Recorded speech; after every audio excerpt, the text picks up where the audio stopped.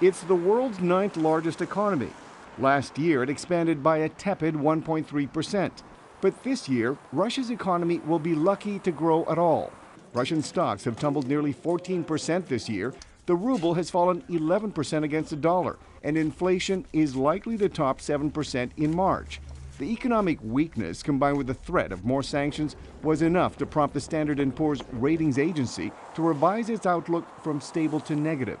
John Chambers is chairman of S&P's Sovereign Ratings Committee. The poor investment climate and investor sentiment has already extracted a price. And that contributed to our lowering our growth forecast for this year and next, and assigning the negative outlook because we didn't think the risks to the rating were any longer balanced. Investors have pulled as much as $70 billion from Russia's economy since the crisis began. German Gref, the head of Russia's state-owned Sberbank, warns the country could slip into recession if the trend continues.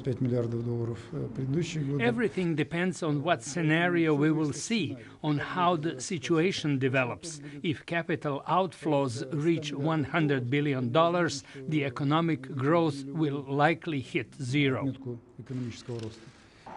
But Russia is not entirely helpless. Its central bank has enough capacity to absorb a greater exodus of capital. It could also fight back by shutting off gas exports to Europe, which relies on Russia for about a third of its energy needs.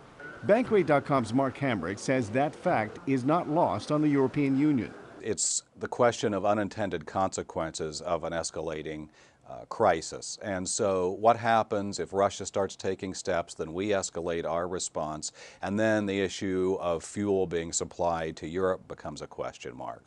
If that happens, the economic pain could spread around the globe. But it would also hurt Russia, which receives more than 50% of its revenues from energy exports. One way to know if the sanctions are succeeding is when average citizens start feeling the pain, says Boston University professor Igor Lukas. He spoke to VOA via Skype. Well, I think what has to happen is that the sanctions have to have an impact on the overall standard of living in the country, which then causes a decline in the current enthusiasm of the Russian public for Mr. Putin. That may be happening already.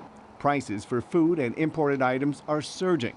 And some Muscovites have reported problems accessing funds at banks targeted by U.S. and European sanctions. Milar Sega, VOA News, Washington.